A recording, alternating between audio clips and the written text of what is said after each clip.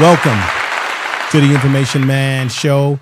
Let's get into this right now. As you already know, everybody, the Supreme Court has struck down the Voters' Right Act of 1965 between 64 and 65. LB signed that document, and that's what allowed black people in America to have the right and access to voting. I know that there are people out there. We all have our various opinions about voting. Some people that feel that, hey, voting doesn't solve anything. Some people that believe that it does solve things. Everyone has their various opinions based on your generation, where you come from, your economic status in life, what you've been exposed to, what you have seen and not seen happen. But this situation, what happened in the Supreme Court, to me is not a surprise. What took place, everybody, because this is something that they've been wanting to do for quite some time, which is to gut the Section 2. You've heard Section 2 before of the Voters' Right Act. They've been wanting to gut that for quite some time, everybody, and they've been doing everything they can to stop, to deplete our ability to vote. Now, part of it is gerrymandering, and what gerrymandering does is that, because some people said, hey, well, you know, under Biden, the Democrats did the same thing. People need to really get a political education here. Fred Hampton said that one of the most important things that black people needed was a political education. You see, both the Democrats, the Democrats, and the Republican Klan, they both gerrymander every couple of years. So when Biden did the gerrymander when he was president, that's because it was the Democrats' turn to gerrymander districts that work in their favor. And then every couple of years, the Republicans get their turn. What's different about this is that it wasn't a Republican turn. It was a overpacked Supreme Court. Donald Trump was able to get two people on the court that were mega heads, people who think like him, act like him. And Justice Roberts, he'd been wanting to do what he did since he was a 20-year-old man. OK, he never liked this to be passed back in his younger years. So this Supreme Court really switches over. It sways in favor of Donald Trump and his administration. And this is what they've been doing. This is what was in Project 2025. A lot of people didn't listen to that document. They thought, oh, it ain't gonna do any damage. These people are not playing. They've been planning this. They've been putting the seeds out there for a number of years. OK, so this was not just a gerrymander. This was the Supreme Court legally allowing the state of Tennessee, Alabama, and everybody else to be able to do what they're doing. It started in Alabama, and now all these southern states are trying to get some retribution for what happened in the past. Let me put this up here like so, everybody. Let's put this this capture up here like so. Let me take this off of here, and there we go. So let me break this down a little bit. Supreme Court case that changed the voting right. Shelby County versus, now this was Louisiana. So you had Louisiana. That was the straw that broke the camel's back, is what happened in Louisiana. That's the straw that broke all the camel's back that caused this problem in the first place. And then you have Alabama. Then you have Memphis, Tennessee. They're going to areas where there's black people in large numbers because they don't want them to have that large voting block. OK, now some say that, hey, this is not going to affect black people from being able to vote. That's not the point. It doesn't mean that you can't go out and cast a vote. So anybody that says that, you're not using critical thinking skills. This isn't just about keeping us from being able to vote. It's being able to water down our ability to put the people in office that we choose to put in office. So, for example, for those of us who say, hey, you know, we're tired of these politicians. Let's say we want to put people in that are really going to do the will of the people, that are really going to represent us and get in there and be an activist politician, which we haven't had an activist politician since Adam Clayton Powell, if you ask me. OK. All right. Since that man. And I've got to tell it. OK, so this watered down our ability to put the people in office that we choose. Now, A lot of times politicians, we don't choose them. They're chosen for us, like presidents and things of that nature. Someone puts them out there. They get a super PAC that puts money in their pocket. And then they tell us, after they push a narrative to us for why we should vote for them, then they tell us to vote for that person. So where this hurts black people is that it waters down our vote so that we can't really get people in office that either look like us, that represent what we want.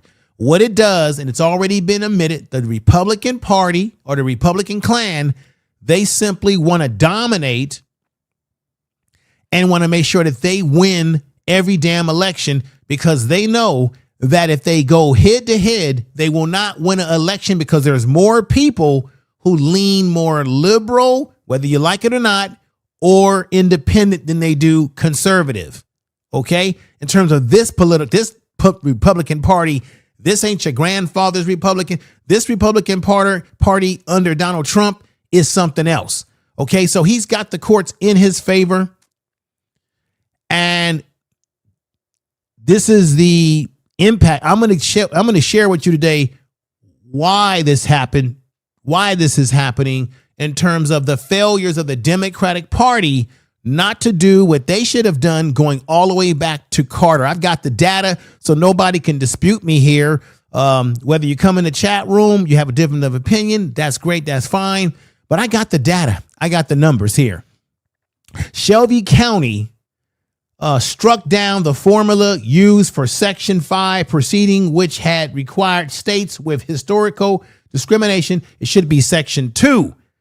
States with historical discrimination to get federal approval before changing voting laws. So they're trying to bring us back, as you very well may know, back to the 60s, back to the 50s, when they wanted to water down black people's vote. Now, some say, this is what I was trying to say before, some say that this won't affect black people because why? Will be a swing vote. Now, you hear that on social media. You hear various people saying, oh, black people don't worry because it's a swing vote. Yeah, it's going to be a swing vote to put in office somebody that you really don't want in office, because the people that you really want in office, they won't get the votes, because the bigger candidates, which happens even now, they'll kick them out. They won't make it. And eventually you'll be down to the worst of the two evils, which in my opinion is still evil. So it's going to water things down to a certain degree. Louisiana calls, this is the recent ruling many people say that gutted Section 2. The courts ruled that states do not have to create additional majority black districts just because minority voters could otherwise lose representation. Critics say that the ruling now requires proving intentional discrimination, proving intentional discrimination, which is much harder than proving discriminatory results. So now they want to make it harder for people. They want to make it harder for people to be able to prove that, hey, I was discriminated against at the polls. They're trying to keep me from voting. Like I said, it does not keep you from being able to cast a vote. But the question is, will it water down your ability to vote the people in that you want? Just a question, just something to think about right here. Let's go right here. And I want to put this one up right here, everybody.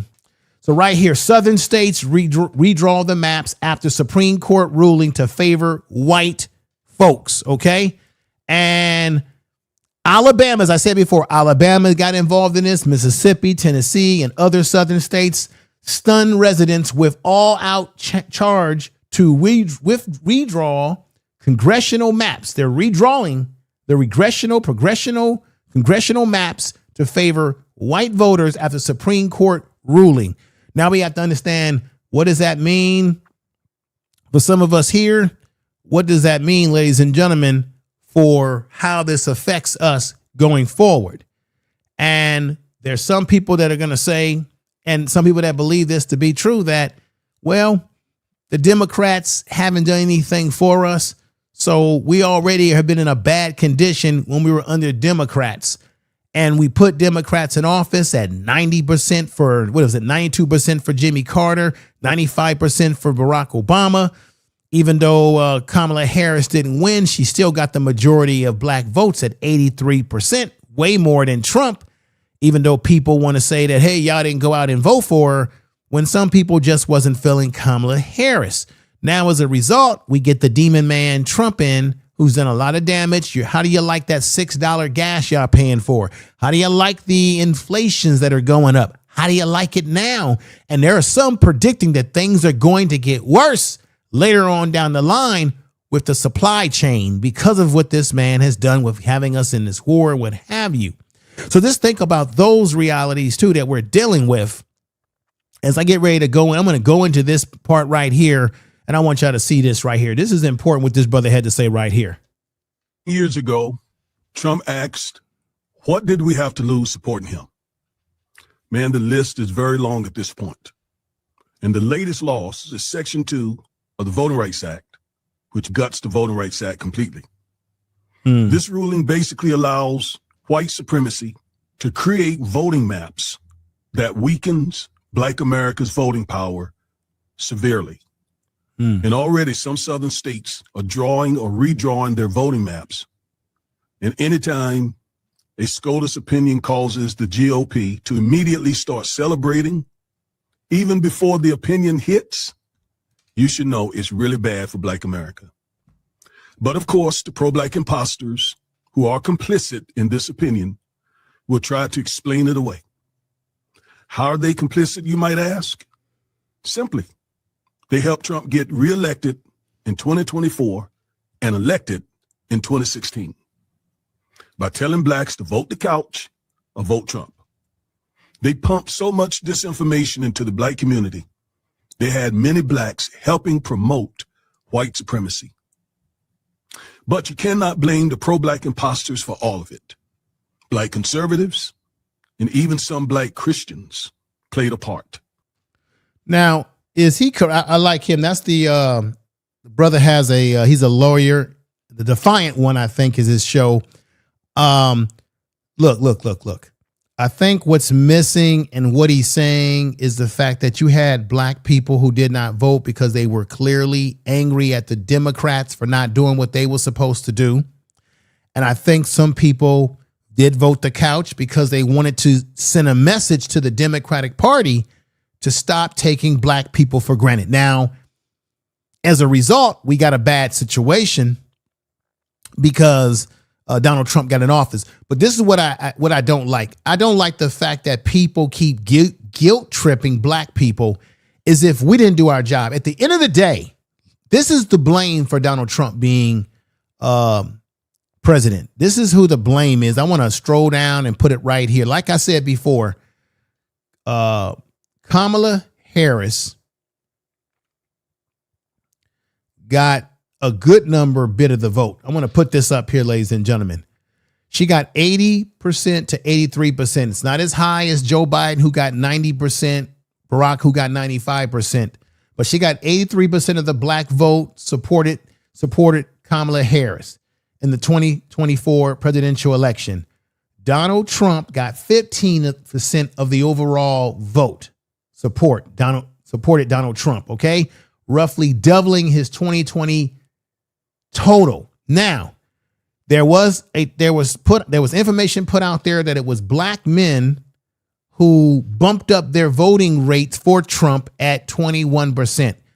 But black people are not overall the blame for Donald Trump being in office. And I wish people would stop saying this because it's not freaking true.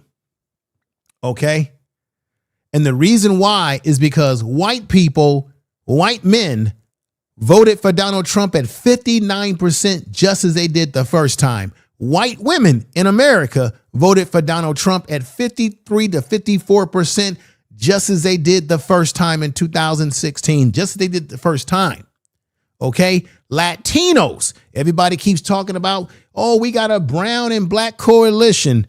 Please don't play with me. Don't make me want to laugh. We don't have a black and brown coalition because Latinos, overall, the men voted in the high 40s 43%, somewhere like that for Donald Trump. But overall, Latinos voted for Trump at 46%. Remember in Florida where they said, we gon' vote for Donald Trump.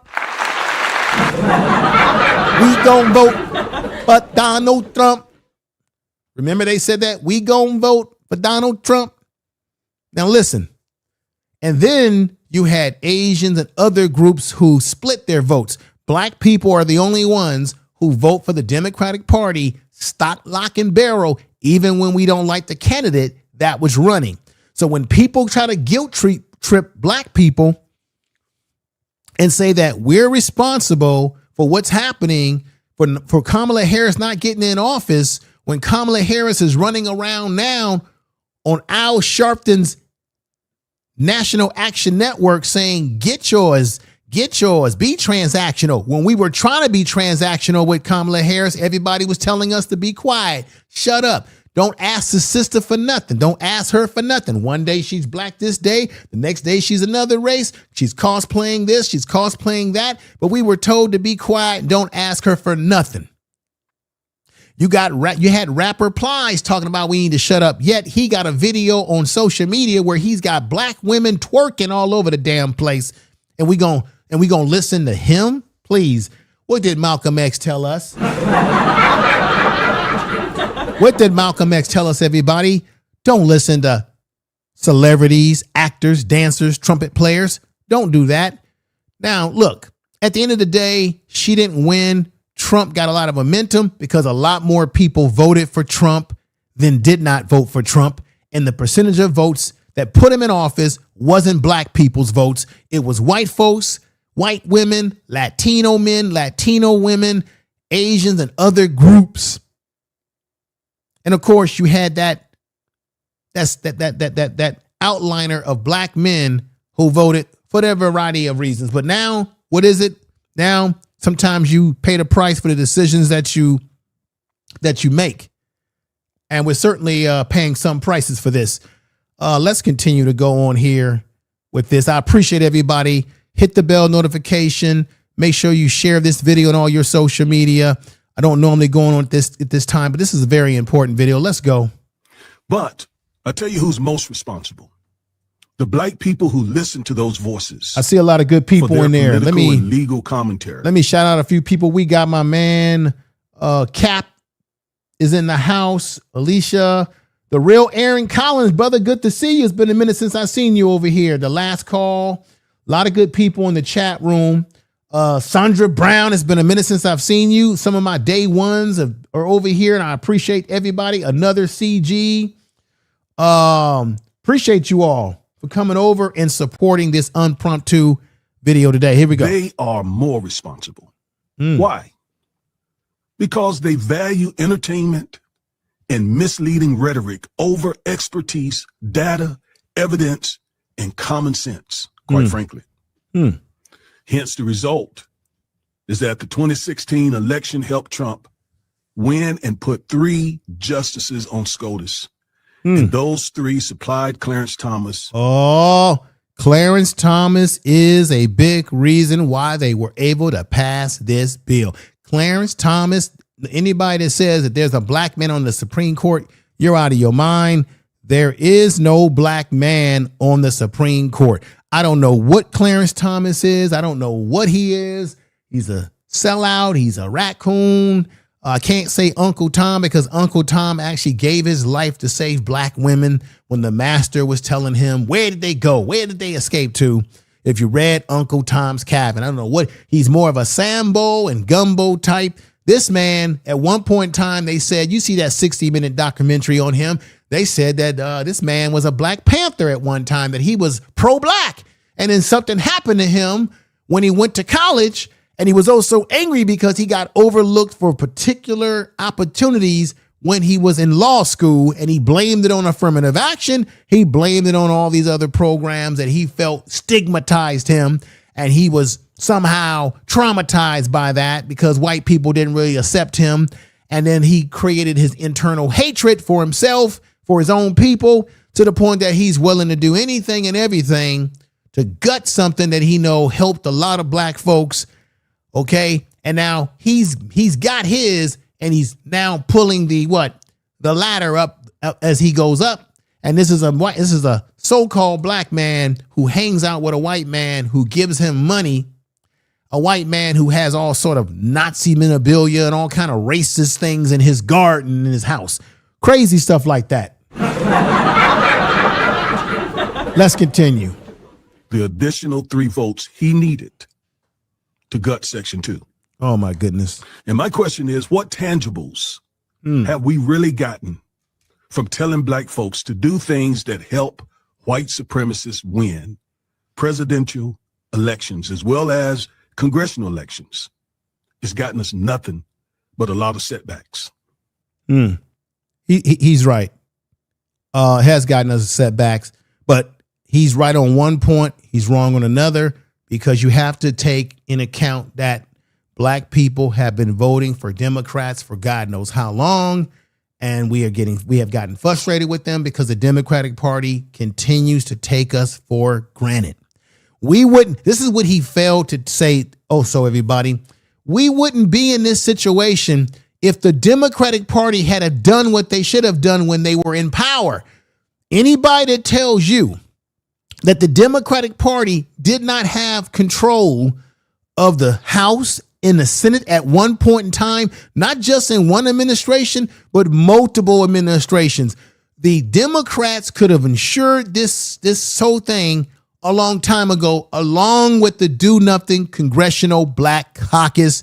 And I'm going to tell you and show you what I'm talking about. Gonna tell it. Somebody gonna have to tell the truth, and I'm gonna tell it. And I am going to tell it, because they are the reason. If you want to know why we are where we are today, we are partially here where we are today, not only because of all the white folks and Latinos and everybody that put Donald Trump in office, but we're also where we are today because of the failures of the Democratic Party to codify the Section 2 of the Voters' Right Act of 1965. Now, when I show you some of the things that happened, remember the John Lewis Voters' Right Act that they came up with that was supposed to help it? Wait until I get to that and show you or tell you and show you what happened there. The Democratic Party is partially the blame for the events that are taking place right now. Let me let this brother tell you a little bit about these things right here. Everybody, thank you for watching the program. If you have not subscribed to the channel, subscribe to the channel, hit the bell of notification. I would appreciate it as best we can to get this thing going. Here's the next video, everybody. Whenever black people make political, social, or economic progress, white people try to stop it. That's what just happened when the Supreme Court in a 6-3 decision ruled against a black congressional district in Louisiana. The NAACP called it a devastating blow, and Supreme Court Justice Elena Kagan warned that our representation is about to sharply decline. How does she know? Because it's happened before. Louisiana's population is 1/3 black, and black people hold 2 of the 6 seats in Congress. But today's decision will likely eliminate a black congressional district and open the floodgates for other former Confederate states to do the same. So it doesn't mean, because a lot of your black conservatives are saying, hey, they didn't take away your right to vote. That's not the point. What they've done is they've made your vote not as strong as it would be if you could choose the candidates that you want. Even though I know that it feels most of the time like we don't have any control over anything, because they simply, as Dick Gregory said, we simply vote and they select the candidates, right? But let's say we clearly have somebody in our community who grew up with us that we know that's about it, and we want to put them in. That's where they can weaken our ability to rally around someone that looks like us, thinks like us, has us in mind. Don't get me wrong. A lot of these folks that we got up there in Washington that look like us, they're not for us, as I've told you before, because they're in the pocket of AIPAC. And I'm going to remind you of who those candidates are again in this stream today that are in the hands of AIPAC. So anybody that wants to come around here and criticize my stream today, The fact of the matter is we're not getting the things that we're supposed to get. This is what this brother's not bringing up. And the brother that I had on earlier, they're not even mentioning the fact that the black people that we do have in office, that we voted in office, they're compromised by being affiliated with AIPAC that's giving them money to do their bidding while giving us as a people all sorts of excuses. Let's continue. We've been here before. Historian Carol Anderson calls it white rage. In 1877, there were 8 black members of Congress. By 1901, there were none. Even in the 1960s, there were no black members of Congress from the South. When Lyndon Johnson signed the Voting Rights Act in 1965, white Southerners fled the Democratic Party and became Republicans. And since then, no Democratic candidate for president has ever won the white vote. It happened again with Barack Obama. The majority of white voters voted against him both times. 1 year after he was reelected, the Supreme Court gutted the Voting Rights Act. That same day, officials here in Texas announced the nation's strictest voting ID law. And since then, states have passed hundreds of new restrictions. This is the endgame of a 6-decade-long campaign to destroy black voting power. They don't want us to vote.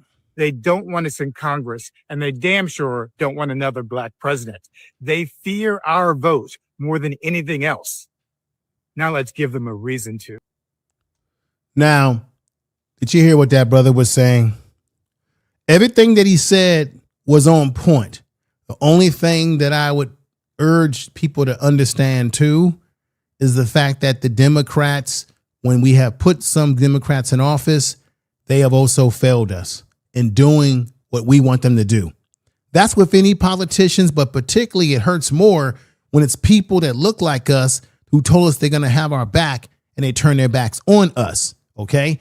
Another thing that's sad is that with the Black Congressional Black Caucus and all these different groups up there within the Democratic Party, why did they fail to take care of business to codify the Section 2 of the Voters' Right Act? Why didn't they protect that? Why is it in the year 2026 of the 21st century that something that should have been completely solidified, we're still dealing with something that goes all the way back to the 50s and 60s or the early 50s and mid 50s? Something that we shouldn't even be having to talk to our kids about this. I shouldn't even have to do a stream about this because this should have never happened if the Democrats had stopped taking black people for granted and had did what they were supposed to do when they did have control of both the Senate and the House. And I'm going to prove it to you today in this stream. This is the Information Man Show. Somebody gonna have to tell the truth, and I'm gonna tell it. And I'm going to tell it. Somebody gonna have to tell the truth, and I'm gonna tell it. Let's go to the next video right here. Let's go. We've been reporting on Tennessee congressional redistricting. Turn your volume up. I'm just going to leave this one right here. To the sponsor, are you aware that Memphis is predominantly African American? I am not. So to my sponsor, who He's went lying. to law school at the University of Memphis and lived there for 3 years, you're telling me you're not aware that Memphis is predominantly African American. Am I correct? Senator Lamar, he's answered that. He's lying. Question, please. Is the sponsor aware that Shelby County is predominantly African American? Senator Stevens. Thank you, Mr. Speaker. I'm not aware. Senator Lamar. Are you aware that Tennessee's 9th congressional district is the only majority African American congressional district in this state? No, I have no knowledge of that. Because when you were drawing the lines, were you unaware or aware that you were slicing African American voters in Memphis, Tennessee into 3 parts? Senator Stevens. Thank you, Mr. Speaker. This proposed map divides Shelby County into 3 districts. It maximizes the Republican chances of carrying all 3 districts. Boom. There it is right there, ladies and gentlemen. There it is right there. Why I had to show you that, because that was Louisiana where it all started. The individual, I think they were talking about Memphis, not Louisiana, but that was Memphis and Shelby County. This man went to school there and claimed he didn't know that it was an all black community. He's lying. But he admitted very blatantly that the goal was to make sure that they control all three elements of winning the vote. Now, I had put this up here earlier. What does this all mean? Shelby County Holder. This is about what? Before the ruling of Section 2, okay, was commonly used to stop what? Racial gerrymandering, diluting black voting power, meaning you won't be able to vote for the people that you truly want to vote for that may look like you. Okay, the election system that unfairly weakened minority communities. So this is what they're trying to do. This is exactly what you heard the man say there blatantly, that white guy say there blatantly, that the goal is to be able to control all three areas of the map that will favor Republicans to always win their elections, no matter what. And what I've learned, everybody, is that it's very obvious that when voter turnout is high, Republicans lose. Just check it out for yourself. When voter turnout is very low, Republicans win. That's why they're doing everything they can to suppress the vote. It isn't about being able to stop you from physically going into a voting booth, but it's about making sure that even if you do go into a voting booth, your vote doesn't hold the same sway or weight when you're trying to vote for the candidate that comes from your community that looks like you. Now, we all know that these black politicians that we put in office, they need to do the bidding of us. But like I said, a lot of them are compromised. But let's say you find somebody that isn't compromised, won't be compromised, and they can't get in because the way they've got this thing gerrymandered, you'll make sure that your vote is weak. That's why you have to ask yourself, can black people truly be a swing vote? Is that even possible for us to be a true swing vote? When this is going on right now, this sort of slick behavior from these Donald Trump mega heads that are doing this. Let's get to the next video, folks, so that we can figure out what's next. What I want to do is I'm going to come on over here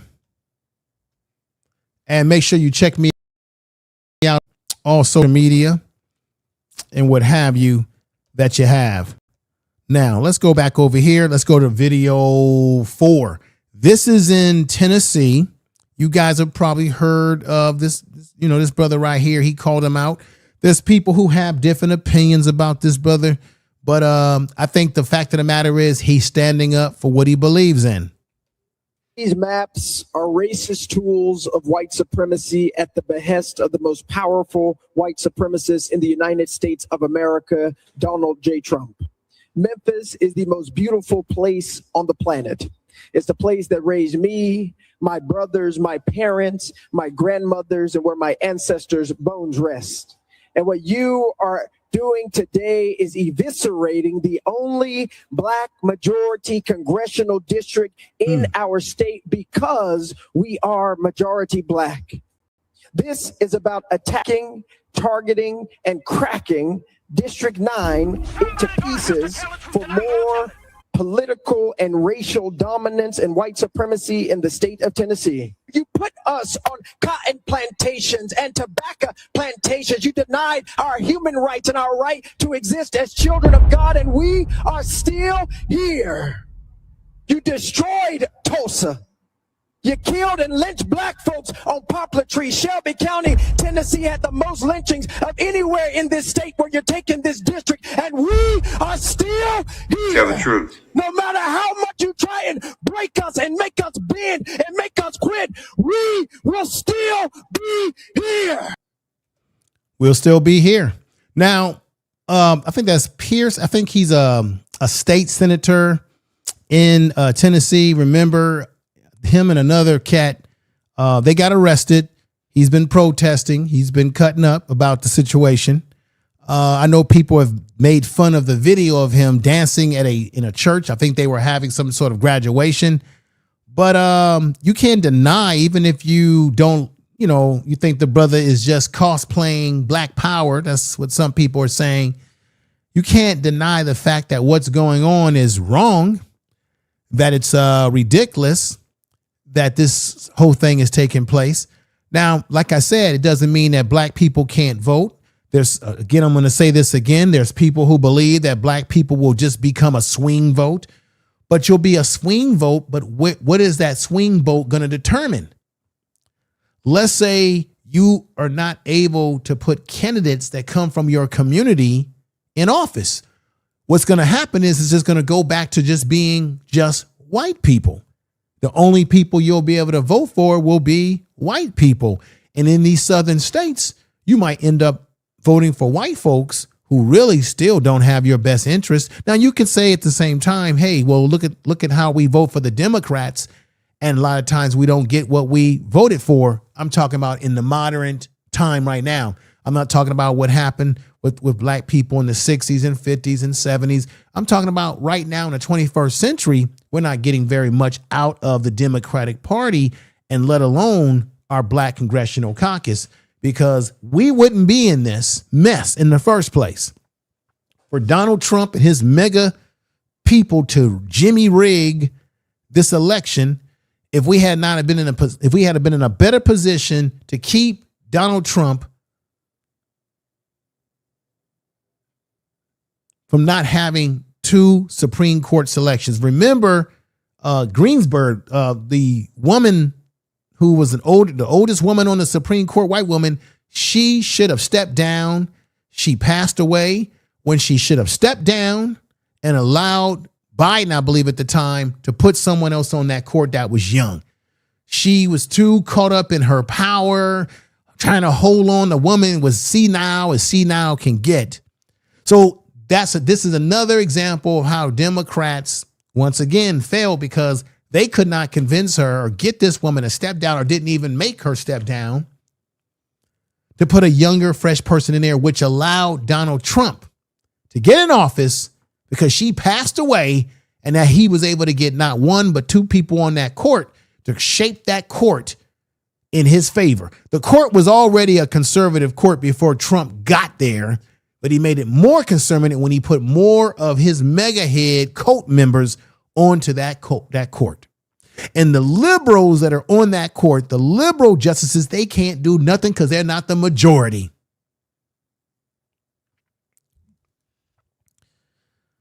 It's crazy. Let's go with the next. Here we go. Now, let me stop this right now and explain to everybody what exactly is going on here. And it's really a shame. What's going on here right now is that this is in Alabama. You had a state senator, sister. I think you're going to see her. She's got either the pink or the purplish outfit on. She's got glasses. She protested this whole situation because they're doing the same thing in Alabama. And they were having a assembly, a meeting. They were having a meeting where people came out to protest and speak their mind about why they don't like what's happening and why they're not going to just take it lying down.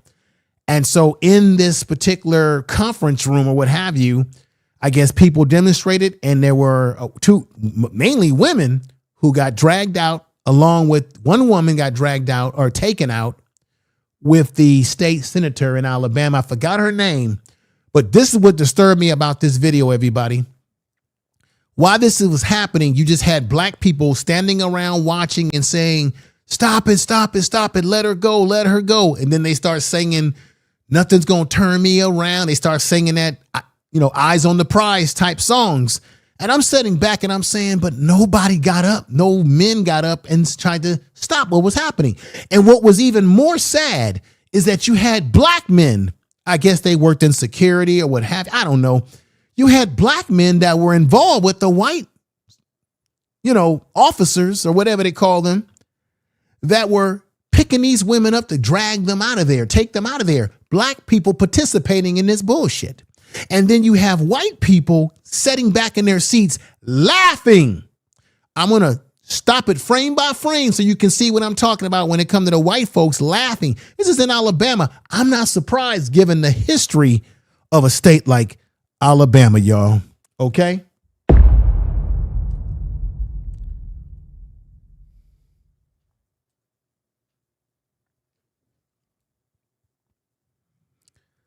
Let's do this again.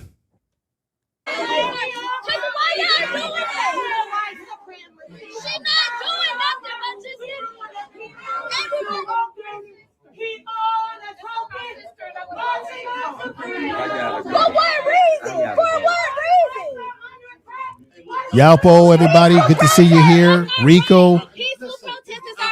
Let me stop this. Rico is in the house. Bizarre Foods. Make sure you check his channel out. We got Afro Punk Chick here. We got Jonathan Kidd is in the house. Thank you, Jonathan Kidd. I thank you for being here. We got Big Motion too. Everybody, Mr. DJ, check him out. Everybody, thank you for being here. I'm not going to keep you long. I'm going to try to get through this, but let me play this again and let it play. It's a shame.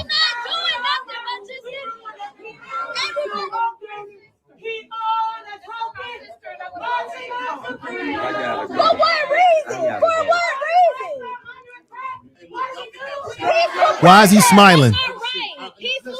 This is what I have a problem with. You're going to see black men, you're going to see people with smiles on their face. Nobody should be smiling.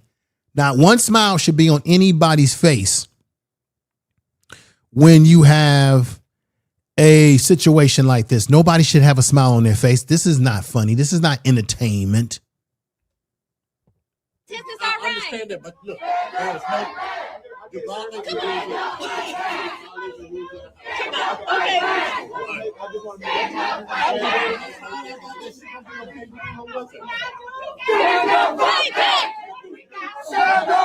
Okay, the woman that's in the pinkish outfit, purplish color outfit, she's a state senator in Alabama. She's the one that I meant to put this video on here. She did a video where it started raining or something, not raining, but water started to flood a part of the Alabama state building where they had to stop doing what they were doing to pass their vote. And she said, hey, God don't like ugly. And let's continue. These are women. The sister right here with the glasses on, with the purplish color suit outfit, very lovely sister. She's in the state.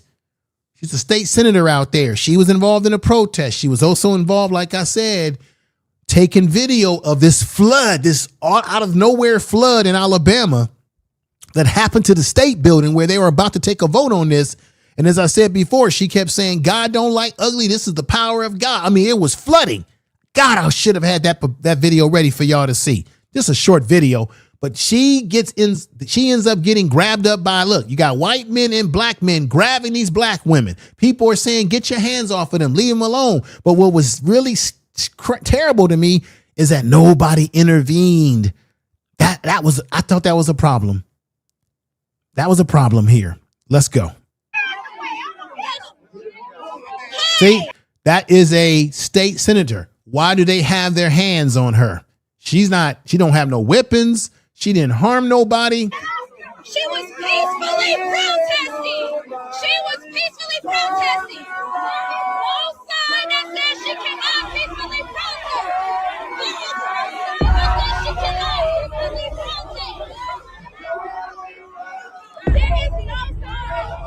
There is no sign. Look at this. You've got two white men with their hands on the state senator in Alabama. This surprised me. It's Alabama.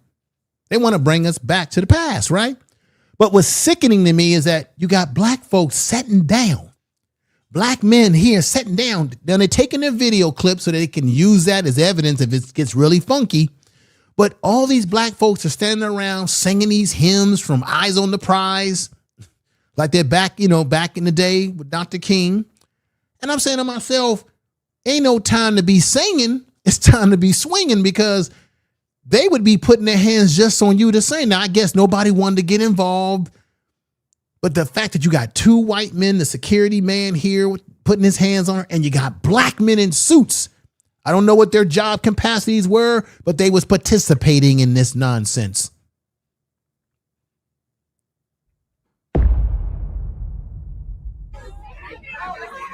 There is no sign that says she cannot peacefully protest. There is no sign that says she cannot peacefully protest. She did not do anything but stand up and do her vote. There is no sign that she cannot peacefully protest. Why is Now, watch this. They're laughing. This is a white boy to the right. Take a look very closely. Put your eyeballs close to the screen, whether you're on a desktop or laptop or whatever you're using. They're laughing about the whole situation. Look at that. Laughing. Watch. Look at the smiles on the usual suspects, the mayonnaise men. 3 mayonnaise men with smiles on their face. They think this is funny. This wasn't funny. Nothing about this, ladies and gentlemen, was entertainment worthy. But they're laughing. They got no problem with sitting back and watching black women being dragged on the ground, not only by white security or white police and white men in suits, but also black men in suits and black people just sitting around looking at it, got their phones out. I understand that part. Singing hymns about you can't turn us around, talking about let her go, but nobody physically removed themselves from the seat to intervene. While white men are laughing. Right here. It's the people's house. It's the people's house. Let her go. It's the people's house. She can let her go. Let her go. You got a black cop. You got black menace. God. Let her go. Let her go. Let her go. Let her go. Let her go. Let her go. Let her go. Let her go. Let her go. Let her go. Let her go. It take all these men to take a woman out of here.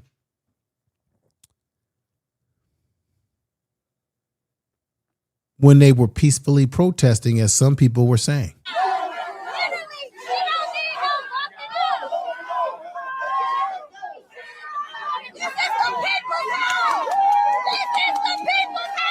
This is in Alabama. Here we go. I don't want to hear songs. No. No. Stop smiling. I don't want to see people smiling. I don't want to hear hymns. We in the 21st century. This is not the 60s. It's not the 50s. To all due respect to what our people went through in the past.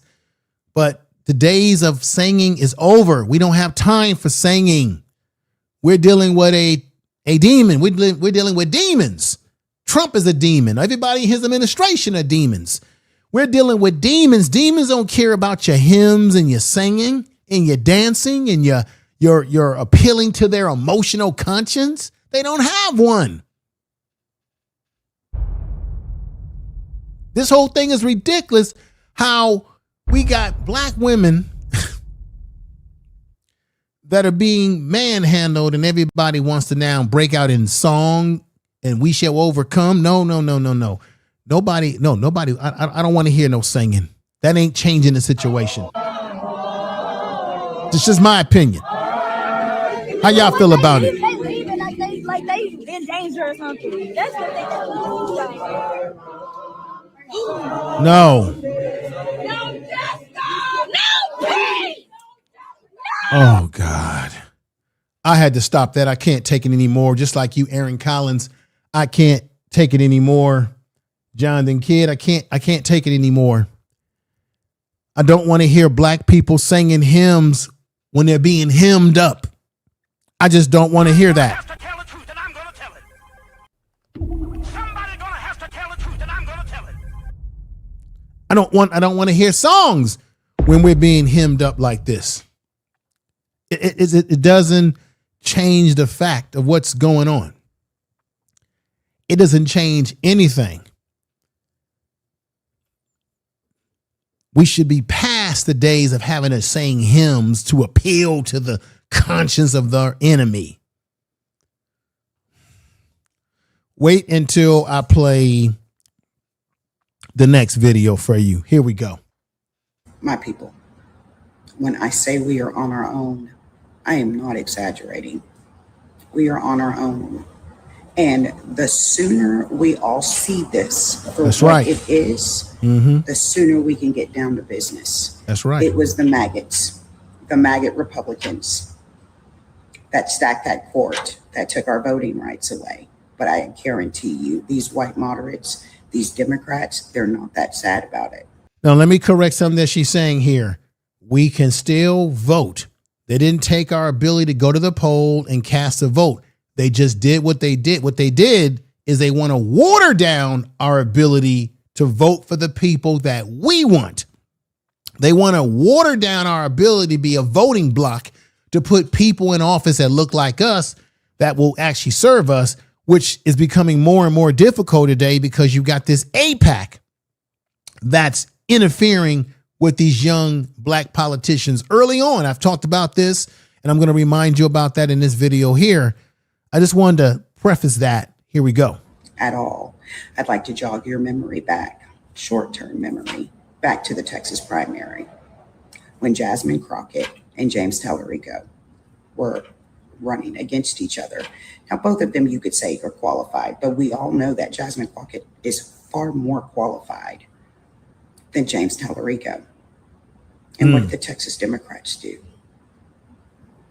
The people that are supposed to be on our side, the ones that are supposed to be the lovers of diversity, the ones with the big tent, where there's a place for all of us, instead of them voting for the more qualified candidate and positioning the state of Texas to ensure more diversity in the U.S. Senate. Now, let me just say this here. Whether you are a fan of Jasmine Crockett does not matter. What the sister is saying is true, but let me remind you of something. What she's saying is very true. The reason why Jasmine Crockett did not get in office is the same reason. This is the Jasmine Crockett who's also getting money from AIPAC. I told you I come with the receipts here. She's getting money from AIPAC. AIPAC has gotten into her pockets, which means what? They want her, if they're going to give you money, they expect you to do something for them.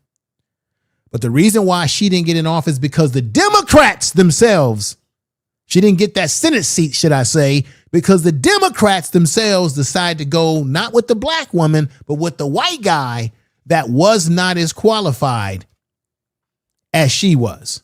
So it wasn't the Republicans that did this to Jasmine Crockett in Texas. It was the Democratic Party who wanted to go with the white dude. And they put all their energy into him and backed away from her because they didn't want the black woman who tells it like it is. Even though this is the same Democratic Party that will come knocking on our door this coming election in the midterms, telling us how we got to vote for them, how we got to vote because of the Voters' Right Act and everything like that. The Democrats are going to use this voter rights situation to appeal to us to vote for them. But when it comes down to supporting candidates like a Jasmine Crockett, they didn't even back her when she was trying to run for that Senate seat that she was more qualified for. Now, say what you will about Kamala Harris and Trump, but the bottom line is whether you like Kamala Harris or not, that's not the point. When you put her resume up next to Donald Trump's resume, there's no comparison. She had more even though we don't like some of the things that she has said in the past, some of the things that she's been accused of doing in California and things that she said. But when you put her resume next to Donald Trump's resume, he's not even as qualified as she was to be president. Donald Trump was not qualified to be anybody's president. Donald Trump couldn't even keep a casino operating. He bankrupted the damn casino. And the money that he got was from his father. And what he's been doing with the presidency, this demon you see up here with Kamala Harris, is that he's been enriching himself. Do you all know he's been robbing the treasury and taking money while at the same time messing around with black history, messing around with monuments and stuff about history and slavery in Philadelphia and all across this country, trying to whitewash everything literally. So no matter what we feel about Kamala Harris, on paper, when you look at the resume on paper, Donald Trump was nowhere as qualified as Kamala Harris in terms of the paperwork, right? And Kamala Harris too, don't get it twisted. She's also brought and paid for by what? AIPAC. AIPAC has got her in the pockets too. You see right here the money that she's gotten from AIPAC. So once again, like I said, these politicians are compromised by other entities, and then we wonder why we can't get anything done for us today. Okay? Today. Don't go nowhere, folks, because I got more good stuff for y'all. More good stuff for you.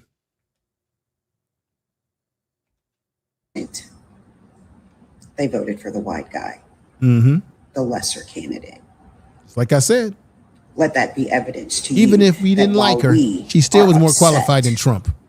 That we've lost our ability. Tell the truth. To elect our own representation. They are just fine with us getting in line and voting for them. This loss is our loss. It's not something that these white moderates are feeling the way that we feel. So don't be surprised when one of them says, well, did you lose your voting rights? You can still vote, can't you? Yeah, we could still vote for them. Right. Now, that's key what she's saying right here. This is very, very, very key. Everybody. This is very, very key. Like I said, we can vote, but we'll end up having to vote for them because anybody that we truly want that's in our community, they'll get smuffed. They'll be smuffed out because the votes will be diluted because we won't have a chain block. We have a vote as a block for a particular candidate that comes from our community. You heard me play the guy, one of the guys from, from Louisiana? Was it Louisiana? No, Memphis, who said the goal was for them to control all 3 districts that black people had a stronghold in Memphis and to break it up and dilute it so that Republicans would win no matter what, even if you got a lot of black folks that live in a community that vote. Let's continue. And how does that improve the quality of our lives? Because we have been voting for them and the quality of our lives has not improved. The sooner you see this for exactly what it is, yes, the better off we will be. Mm-hmm. We are on our own. Yep, we've always been on our own. So you better think black. You better move black. You better vote black before they erase our black asses. Woo! On love, on black love, one love. We need one black ass agenda that we can all get behind. So whatever thoughts of unity you were hoping for, let that shit go. And let's get down to business. That's right. That's right. That's right. Let's clap that up. She came in very strong right there near the end. If you agree with her, put 7s in the chat room. A part of what she said, I think I agree with, that I resonate with, that we are on our own. I've said this 1,000 times on this channel, that we have no friends. We have plenty of enemies. And therefore, maybe this situation with the Voter Right Act Section 2 being destroyed like it was, maybe this will make black people truly come together and do for self and be on code, think for self, rally together. Maybe this situation will cause us to realize that we're not really in this, we're not in a utopia, which we've never been in, that we don't really, America is not any different than what we thought it had become. That it's still the same. Donald Trump has come into office and he's dragging us back into this time machine, going in the reverse direction, going back to the past, not going towards the future. And see, it's not only the Democrats that have issues, but for those of you who are conservatives, the Republicans are no better, because when the last time have the Republicans put any black person in a congressional seat themselves, and God knows how long? Check this out. Right here. In the last 75 years, I brought this up before in one of my previous videos. In the last 75 years, only 12 black American Republicans were elected to Congress, Most years there were none at all. Let that resonate. Let that marinate. Somebody gonna have to tell the truth, and I'm gonna tell it. Let that just marinate. Have to tell the truth, and I'm gonna tell it.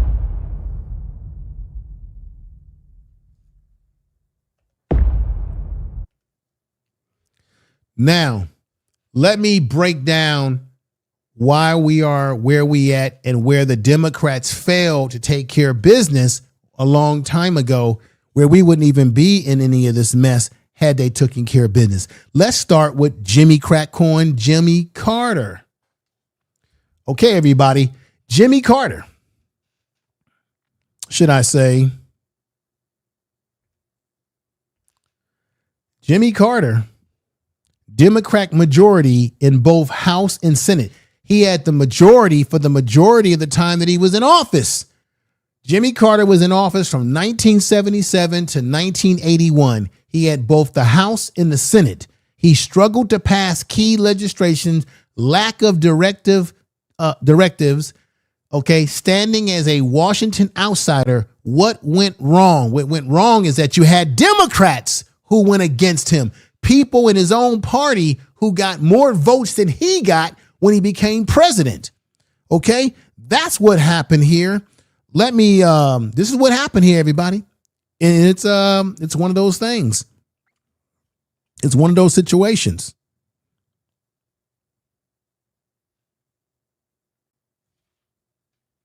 Right here. Jimmy Carter struggled with Congress, won concessions, but lost influence. Democrats won bigger, not because of him. So the Democratic Party at that time, he struggled even with his own party to get things done. So that means the Democrats were BSing around when Jimmy Carter had both the House in 1977 and 1981.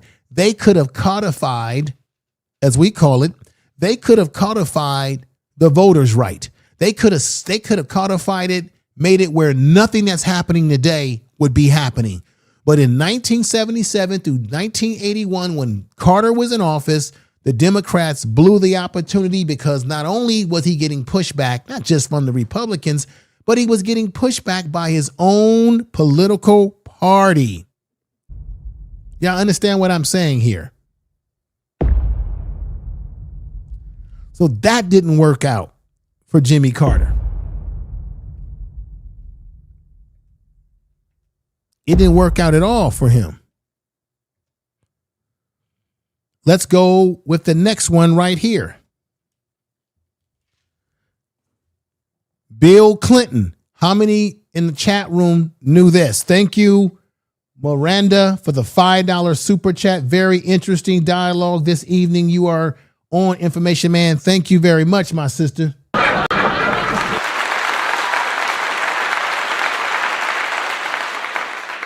Let me do something real quick here.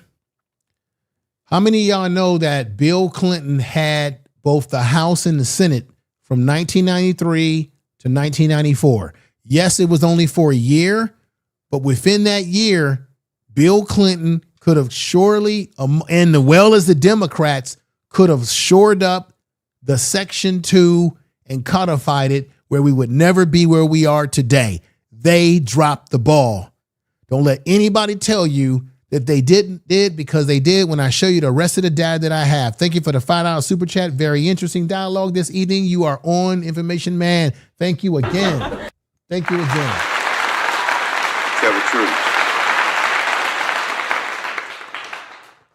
Yalpo says the title of one of the chapters in New York in the new book I'm working on now is, let me put this up here for everybody to see this. Thank you for the super chat, my sister. I really appreciate that. Thank you very much.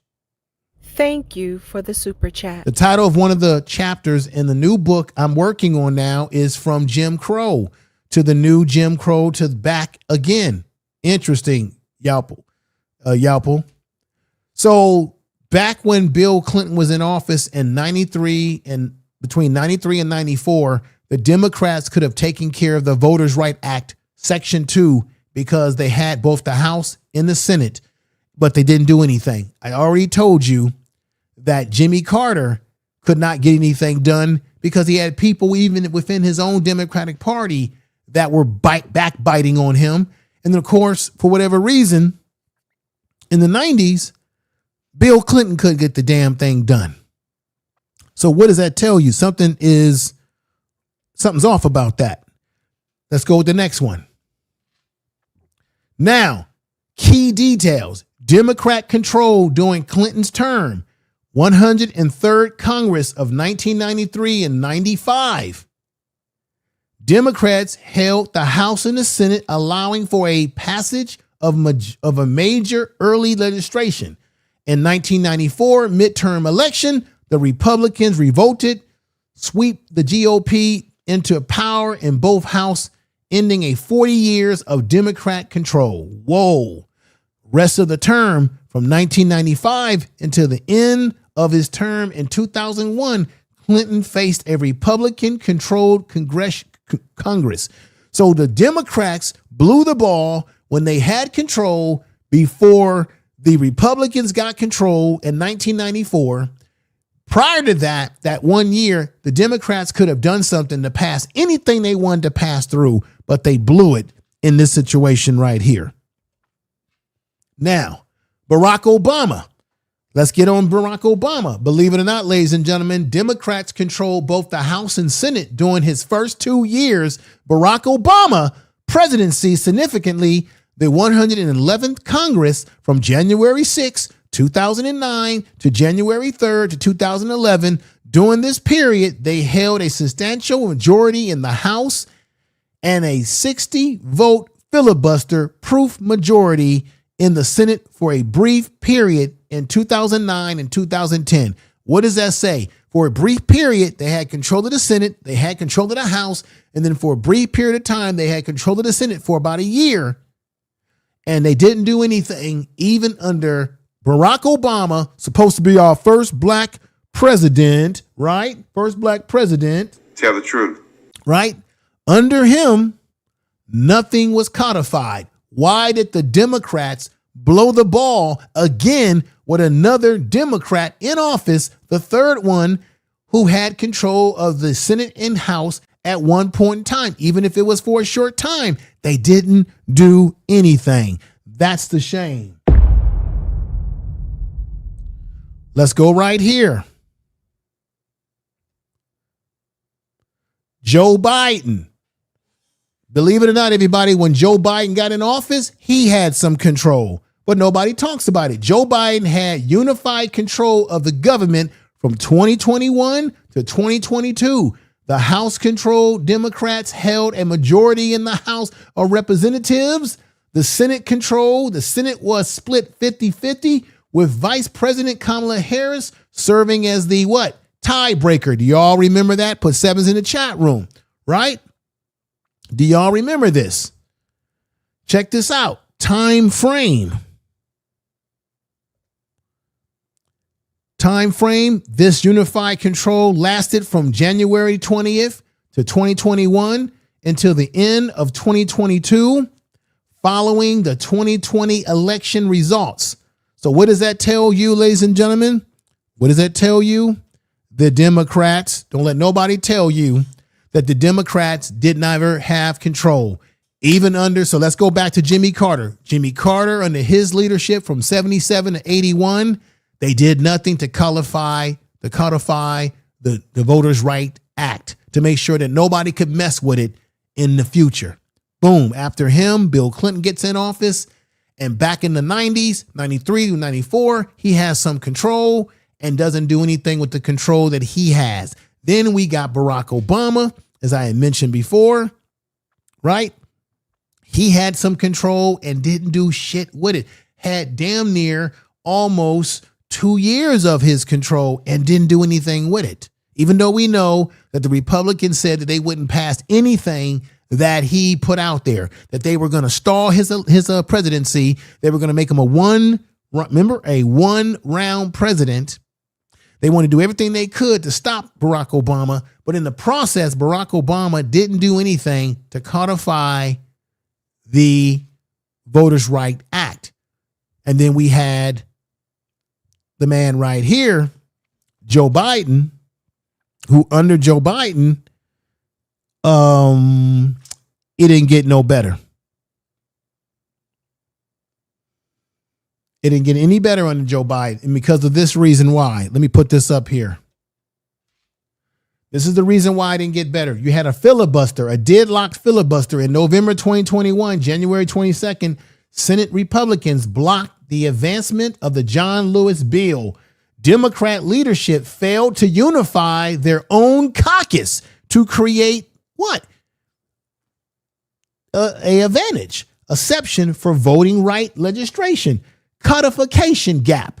While the bill sought to respond to the Supreme Court's 2013 Shelby County and 2021 decision that later of which introduced new guideposts that made Section 2 claims harder to win, Democrats did not successfully codify those protections because why, everybody?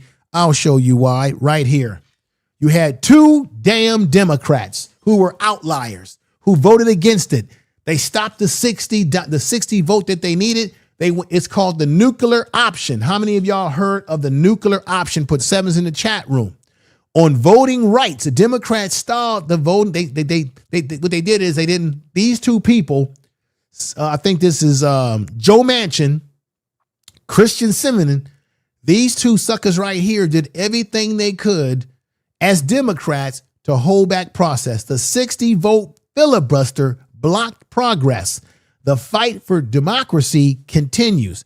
Here's another one right here about these same individuals, right? Democracy had a trifecta. In the 117th Congress, 2021 to 2022, they still failed to pass the John Lewis Voters' Right Act.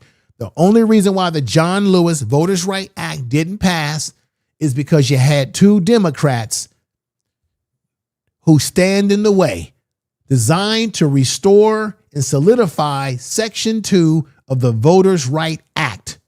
Without these obstructionists, reforms could have happened, and therefore today the Donald Trump administration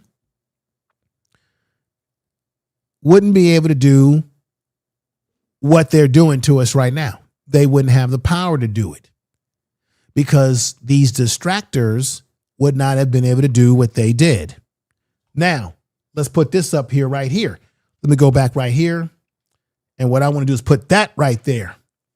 Democrats failed the John Lewis Voter Right Advancement Act because you had Joe Manchin and Christian Simmons who blocked the necessary rules. The Democrats would have needed either to secure a 60 vote or reform the Senate filibuster rule. These two people got in the way of progress at that time, or what we thought was progress. These individuals right here got in the way of what should have been easy for us to achieve. So I just want y'all to look at that. The Democrats, when they had opportunity, they did not secure it. And when they did have an opportunity to secure it, then it took what? What happened? Two damn Democrats who probably were acting as Republican operatives. They stalled the whole thing. And the John Lewis Voter Right Act, which would have codified what we have today, from not happening because of the Democrats, their failure, and their members not being on the same page. So I want to play this for you by Bishop Wooden. He's very controversial. He says what's on his mind. You may agree with what he's saying here. You may disagree. But he's saying, hey, we've been voting Democrat for a long time. Look at most of the major cities around this country and how they're run by Democrats.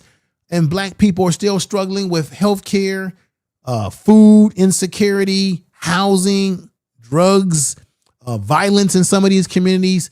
I mean, he really called it out for what it is. I got to give this brother his props. Bishop Patrick L. Woodson Sr., you see him on YouTube, very outspoken individual, supports the Supreme Court decision on Voter Right Act, Section 2. Now, you may disagree with this, folks. A perspective from a leading black faith voice. This is what he had to say, and it was interesting. Check this out, y'all. Our people have been trained to believe that there's no God. Everybody's having a hissy fit right now because the Supreme Court struck down gerrymandering on basis of race.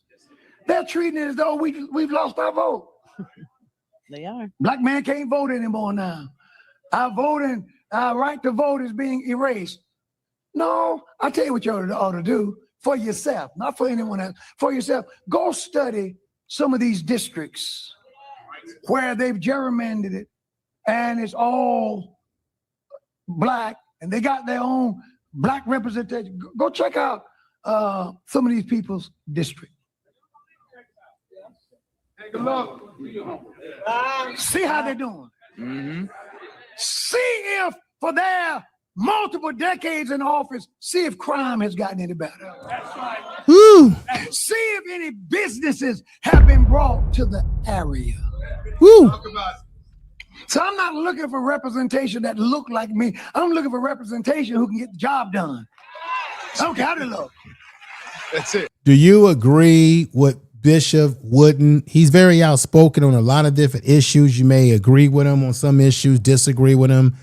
But is what he's saying have some facts to it? I mean, when you look at most of the cities that are ran by Democrats, unfortunately, they're not in good shape. San Francisco is a mess.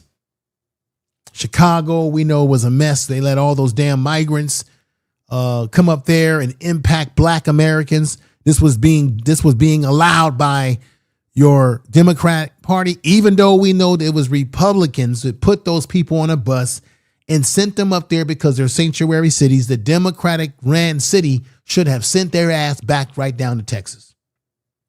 Right? We see what's happening in New York. New York is a mess. You can't even damn afford to live there. LA is a mess. You still got Skid Row that nobody's been able to get that together. Louisiana is run by Democrats, sometimes Republicans here and there. It's a mess. But let's not forget that in Mississippi, Jackson, Mississippi, even though you got liberal mayors and liberals within the city of Jackson that are more liberal leaning, the state of Alabama is still run by Republicans. Matter of fact, most of the states in this country that are in the worst shape economically, we got to be honest, are run by Republicans. Tell the truth. The majority of them in the southern states.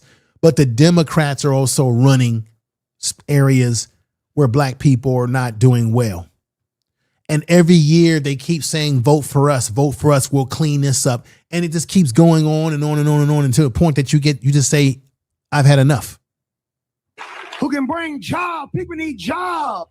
Who can do something about crime?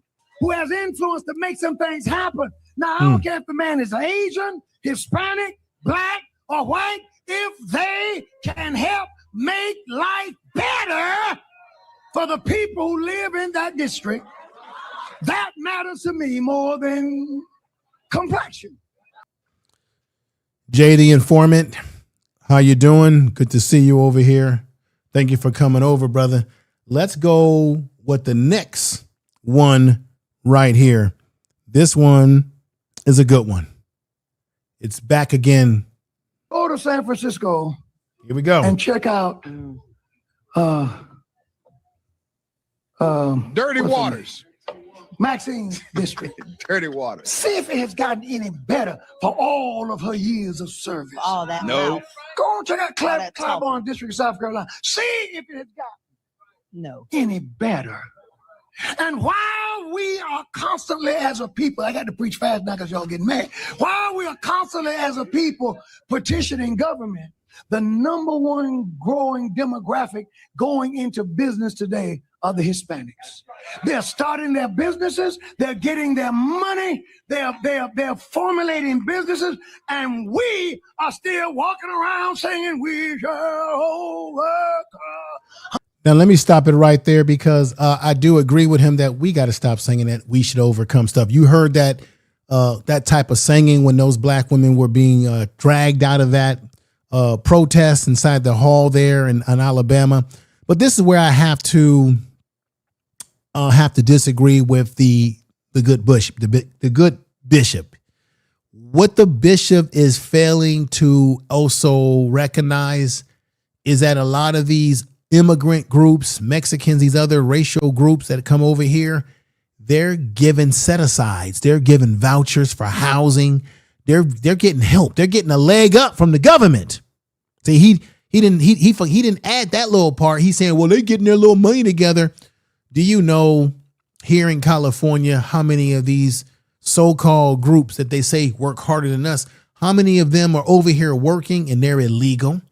They are working and making food, having food stands, and don't even have a license to actually come on. I think if real Aaron Collins is here, I know you from LA, you know a lot of them people down there in LA that be selling street food don't even have a vending license.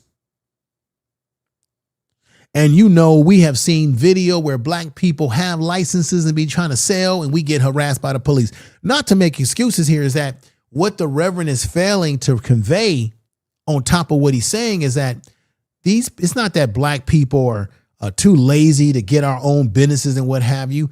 Some of these other groups are getting help from the government. They're getting state help. They're getting federal help. They're getting a leg up. Case in point, look at what happened in Chicago. When those migrants were put up there in Chicago, what did the Democrats do that run Chicago? They put them in housing, hotels. You had black people that were homeless in the streets in Chicago who they never put in hotels. But as soon as the migrants came, they found housing for them, hotels. They took buildings that were supposed to be rebuilt and refurbished into schools. They put tents in parks that were supposed to be reopened for the community, and decided they were going to put these people in schools that they were supposed to open up for the youth, for the community. They bend over backwards to give those people resources who, by the way, had no business being in Chicago from get-go. And black folks complained about it and said, what are y'all doing? Y'all helping them. We've been homeless. We've been here. We're not getting nothing. So I think that's the part that the Reverend needs to also recognize in his diatribe here. That was good for a time, but I'll tell you what you need now. You need to put your mind to work, your brains to work. You are smart. God have blessed you. Black man is an intelligent man. The black woman is an intelligent woman. God didn't make us superior, but God didn't make us inferior.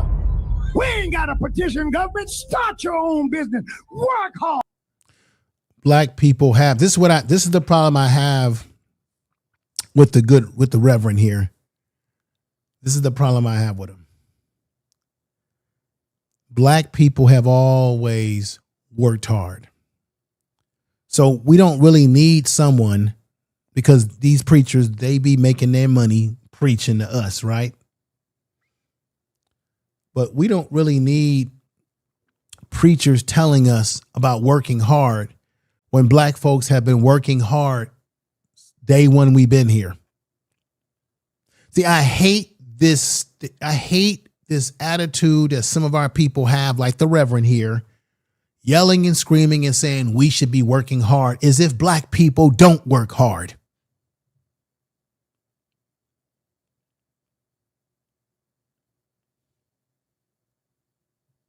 Sometimes we work hard and we still get obstacles put in our way that we must overcome. But that doesn't mean that we stop working hard. Black people have never stopped working hard. We minimize the maximum of us that do work hard, and we maximize the small number of us that don't do nothing. And we say, hey, see, black people don't work hard. See, we got preachers like Bishop Wooden saying the same stereotypical things. He think he's cooking there in his church, but you're just saying stereotypes about black people that ain't true. We do work hard. You're basically telling us that these other ethnic groups are working harder than us, when some of them get benefits from the government and the state government. And you saw how those migrants got treated better with housing than the black people that were born in Chicago, went to school in Chicago, and were struggling and needed help themselves.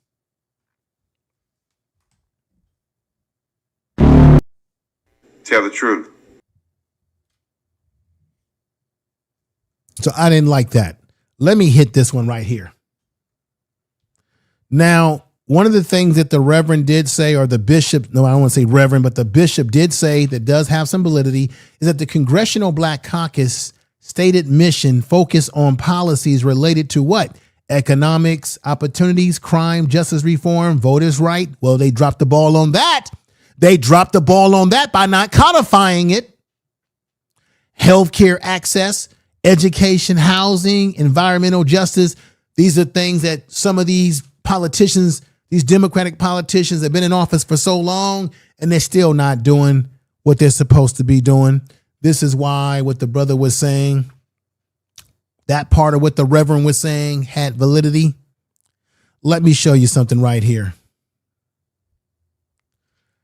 South Carolina 6th Congressional District. I did a video on Clyburn. The area that he represents is in horrible shape.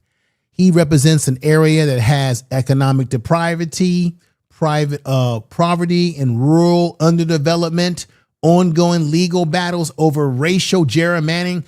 This man's been in office has been in office for God knows how long, and his community is suffering. What has he done? You judge a tree by the fruit that it bears. Empowering black voters, high unemployment. You represent an area that's high.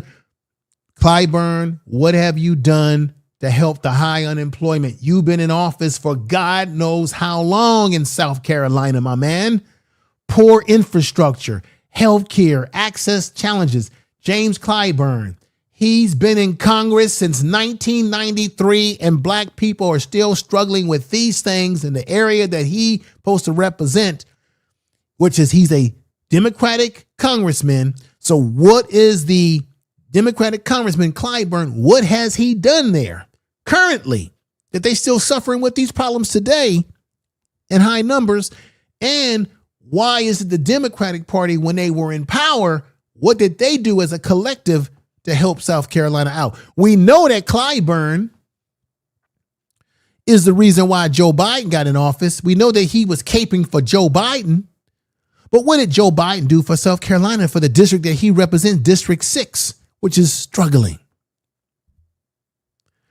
I want y'all to hear Clyburn, because he's scared about this whole, he's really scared about this whole voter situation, because he's going to probably, for the first time, lose potentially his seat. Potentially. Check this out. So let's talk about the redistricting wars, the gerrymandering wars more broadly. President Trump kicked off this battle by urging Texas to redistrict. And we're almost getting there, folks, to the conclusion today. I'm not going to keep you all long. Decided to fight fire with fire. California came after that, Virginia, and more. After redrawing maps in 6 states, Republicans now have Jonathan Kidd, you're right, brother. You're right. Seat advantage in these gerrymandering wars. What do you think this might mean come November? Might Republicans hold the House? Well, they might, and they might not, because I do believe that the voters in this country are watching very closely, and they are feeling emotionally what the threat is to our future. I do not believe that the majority of the voters in this country. Remember, this is the same man that when he's been confronted about reparations for black people, he has nothing to say.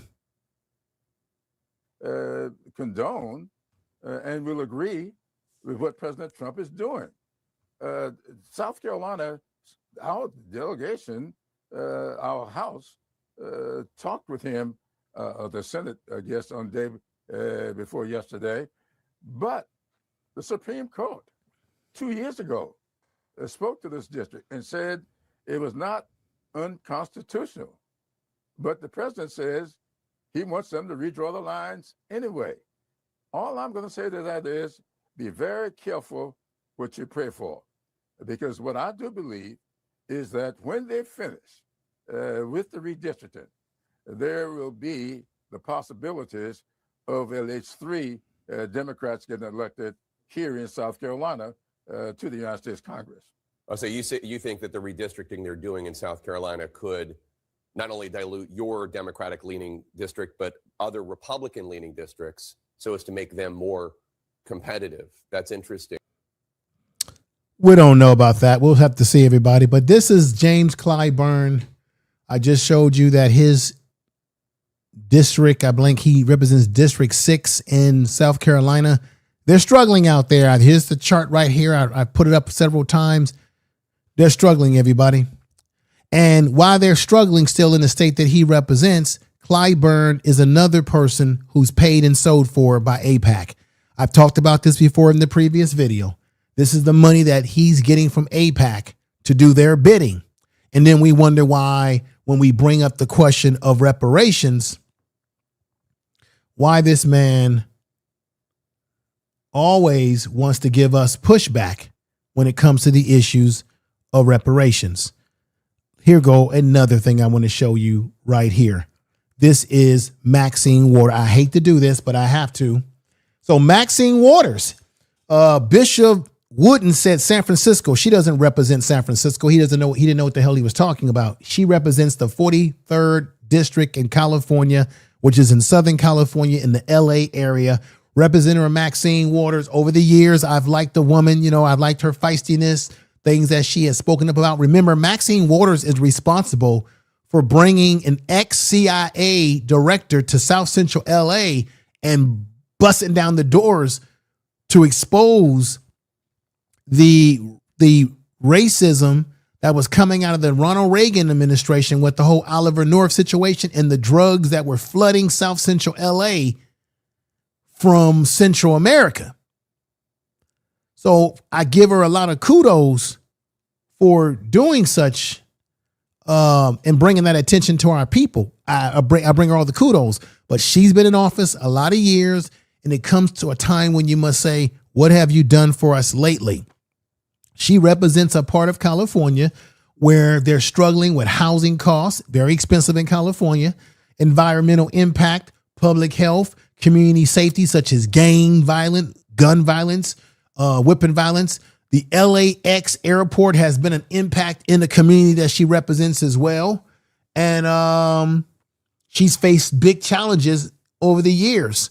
Once again, these Democrats that are representing these really poor areas, I can understand why people say, hey, I'm through with supporting the Democrats. I don't want to hear nothing from these politicians. I'm still struggling over here, so on and so forth. Let me show you something else.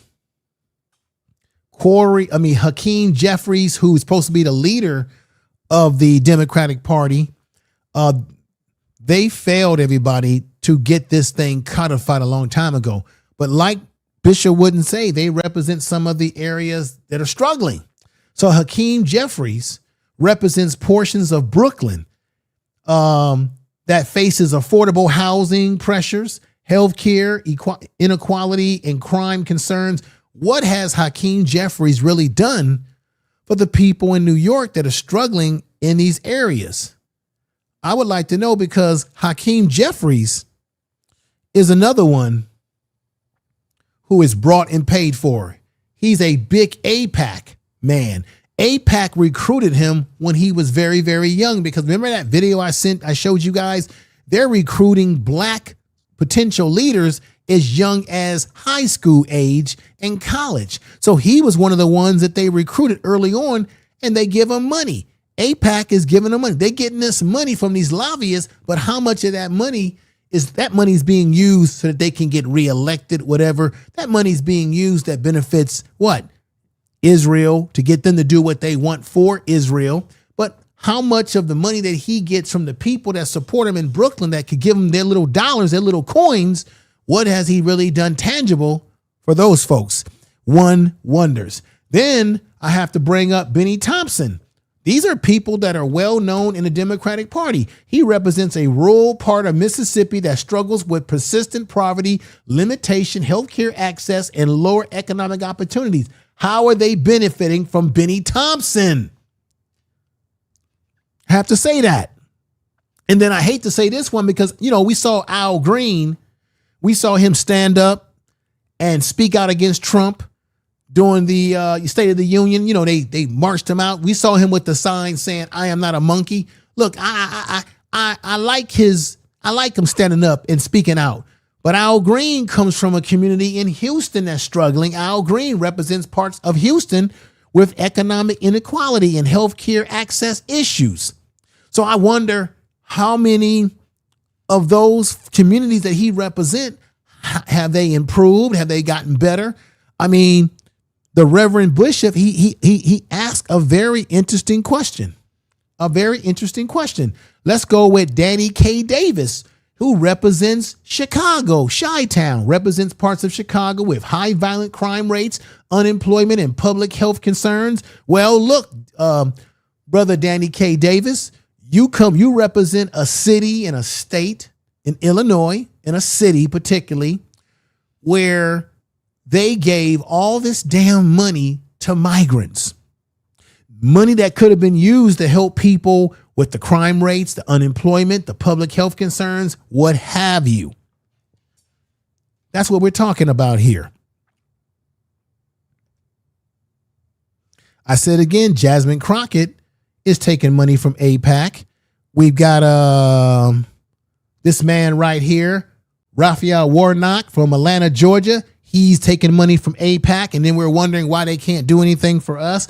He was asked by somebody about reparations. He didn't even want to answer the question. Then we got Cory Booker, who is a senator who represents New Jersey, and he's getting plenty of money from AIPAC, y'all. This is what can I say?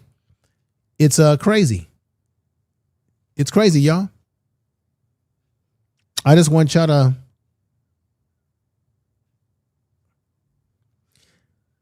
So let me break this down right here as we get close to conclusion. We've been hearing about people saying, let's go ahead and boycott the SEC, Southern Athletic Conference, where all the black players are playing at Tennessee and Georgia, Vanderbilt, Arkansas. It's the SEC football, right? And plenty of their talent that generates money in these schools is black talent. And so the question is, should we be thinking about boycotting is what I want to put here. Boycott the SEC. Black athletes fight back against map redrawing and university greed over $1 billion at stake. Protest black athletes. Now, look, some people are saying, why is it that we're putting it on these black athletes? Why is it that we're putting all of this on young athletes who come from families who don't have a lot of money, and they're able to play for these schools and get some NIA money, right? Some people are saying, hey, old people need to fight their own damn fight here. Why throw this on the young people? But then some people are saying, no, that they should protest because their voting right act is being stripped away from members of their family. They're playing at schools that represent Alabama. If you play at Tennessee, you play for a college in Memphis. These are schools that represent the very thing that goes against black people. And so the question is, should there be a boycott? And let me just say this. We've got my man Ryan Clark, who played with the Pittsburgh Steelers. Ryan Clark is calling for a boycott of Southern Eastern Conference SEC schools. The moment pressure black athletes to transfer or decommit, so mainly don't go to those schools, decommit and go to other schools that are not in the SEC from those universities and states withdrawing maps to limit the representation targeting the conference over $1 billion. What do you all think about that? Let's hear this right here, y'all. You know what? A lot of people have been saying this. This is right on time. SEC, the Southeastern Conference boycott in response to the gutting of the Voting Rights Amendment. SEC universities support Republican politicians who stripped away voting districts that predominantly serve black voters while making billions of revenue from black athletes. Say all that. 56% of all black Americans live in the Confederate States, and as such, they deserve political representation. We are calling on all football, basketball, track and field, and other athletic programs to participate in this SEC athletics boycott. a weekly boycott of all nationally televised SEC games. I could do that. I don't have to watch their games. All current Black athletes to transfer, ooh, Lordy, from every SEC school, and for athletes to decommit from SEC schools. You know what? I support this. Voting rights and representation are the most fundamental rights for all Americans, and Black voters deserve the same rights as all other Americans. Here are the schools: Alabama, Mississippi State, Arkansas, Ole Miss, Auburn, Missouri, Florida, Georgia, Tennessee, Kentucky, LSU, man, Texas A&M, Vanderbilt. What did I miss one down there? All right. So my question, everybody listening to this video now or the replay, what are your thoughts? Make sure you put in the comment section if you think that young players should decommit from schools that they were going to go to in the SEC and go to another school that they can still get NIA money from, but go to another school. Don't go to a school that's under the SEC in these southern states that are going to take back the voters' right and try to gerrymander it and weaken the Black vote. That's the going rate that people believe is going to happen. Is there a validity to this boycott? Because I'm going to play you a video next where the brother, he breaks it completely down in animation, the dollars, the cents, and everything you can imagine. Here we go.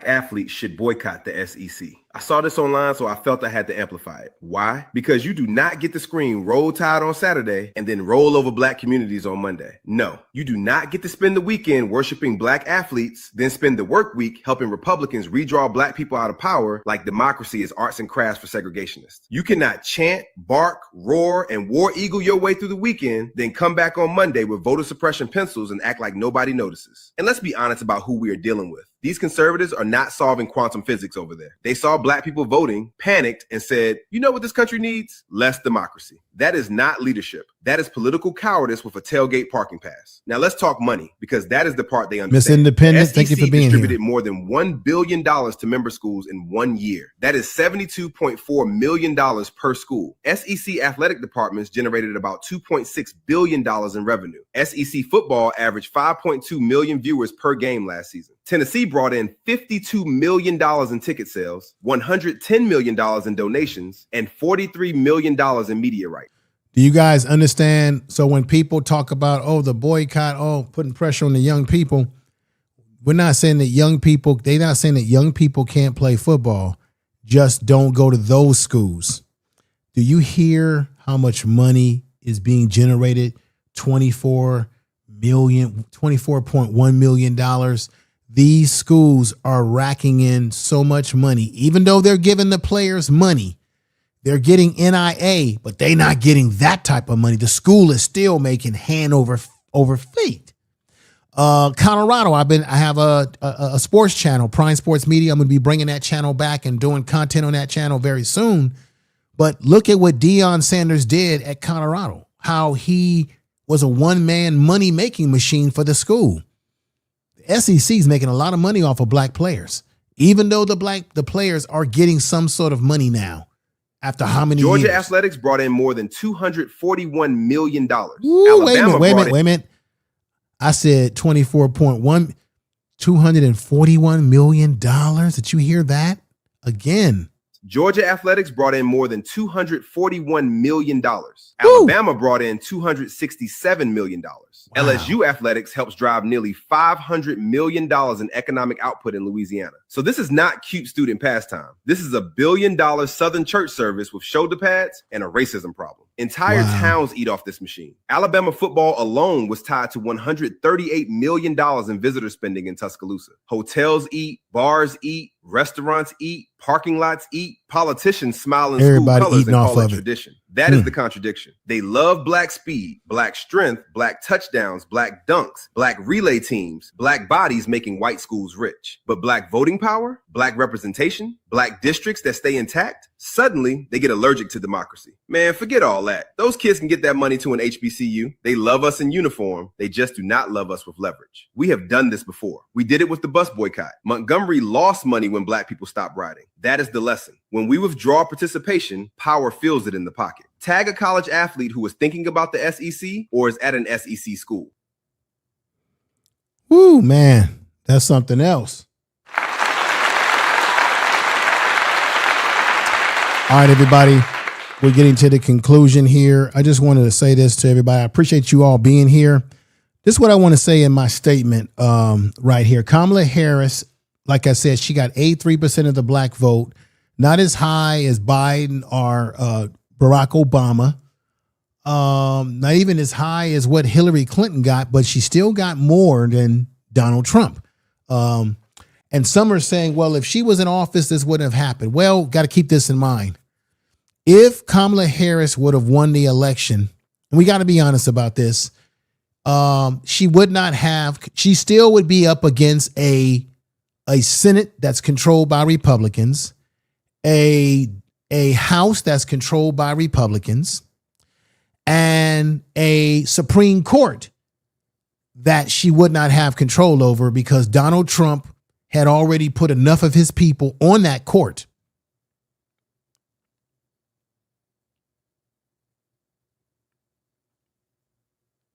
He had already put enough people on that court the first time around to do the damage that the Supreme Court did. Like I said, the Supreme Court was and is run by conservative, right-wing, Ku Klux Klan thinking individuals and people that are mega Trumpers. So even if Kamala Harris would have gotten into office, hear what I'm saying here.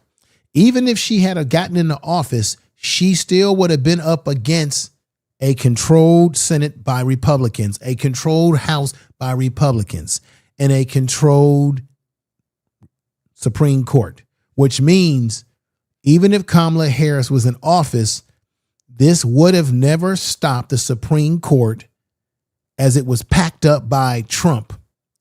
This would have never stopped this from happening.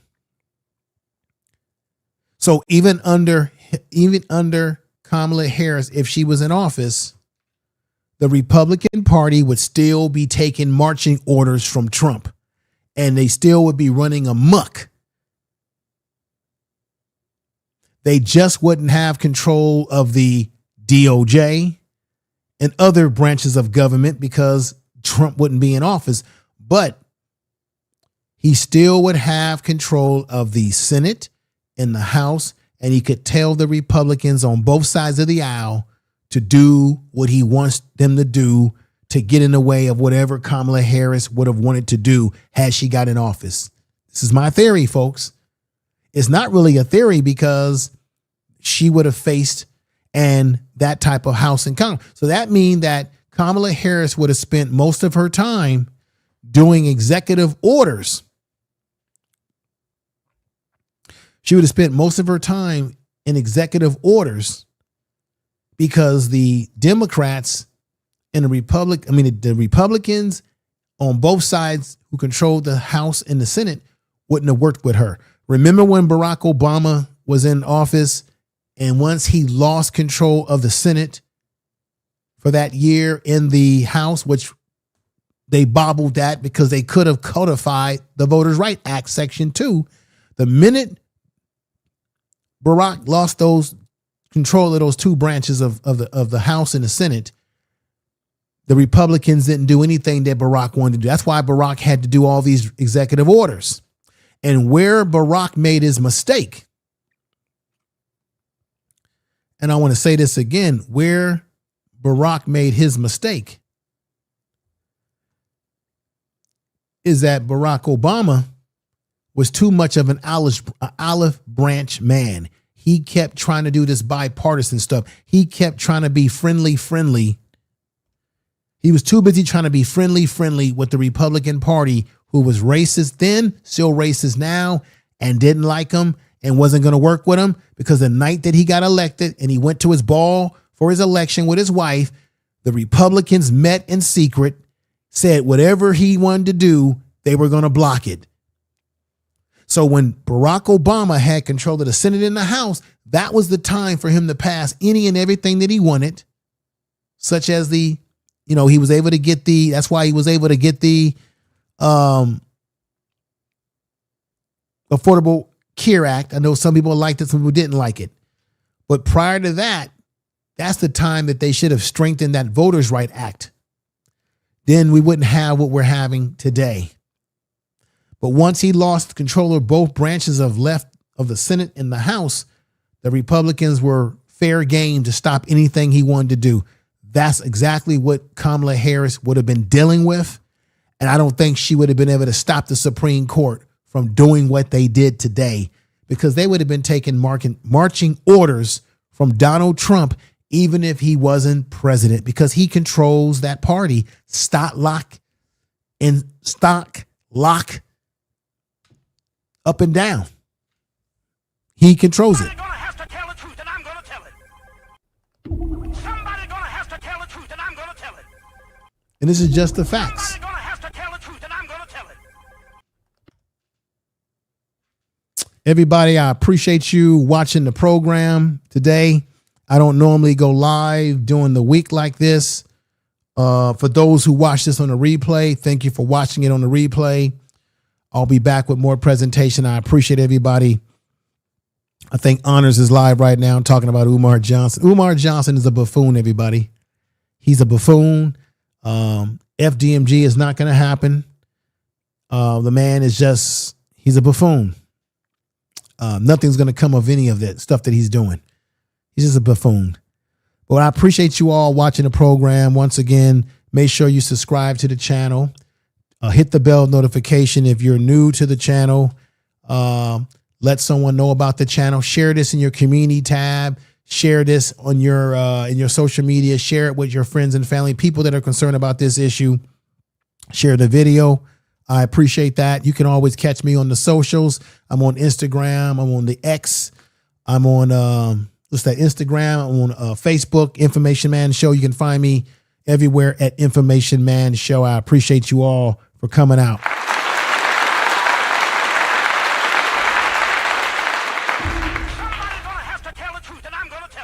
And I'm going to tell it. Everybody, I thank you for being here. We're going to get ready to get out of here. I'll be back with more presentation. I appreciate everybody in the chat room. Thank you for coming over. All of you out there, Jonathan Kidd, Miss Independent, thank you for being over here today. Yalpo, Rico's Bazaar Foods, thank you, my brother. Everybody, Real Aaron Collins, Alicia, good to see some of my day ones over here today.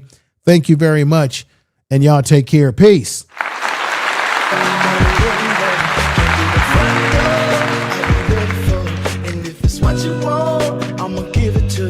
Peace, everybody. Promise, I'ma give it to you.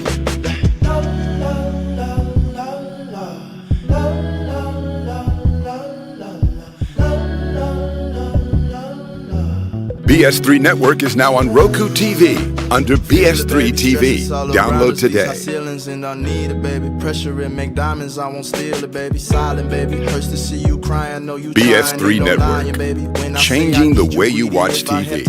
It was me that all along. You are now tuned to BS3 Network.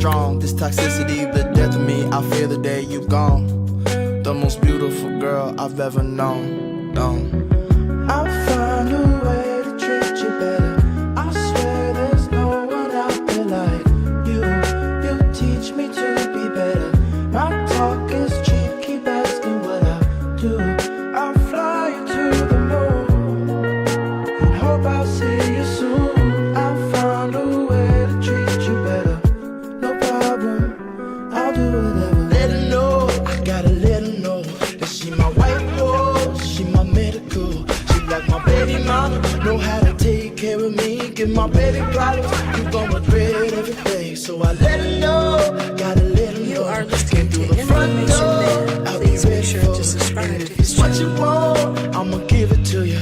Yeah, promise, I'ma give it to you. La la la la la la la la la la la la la.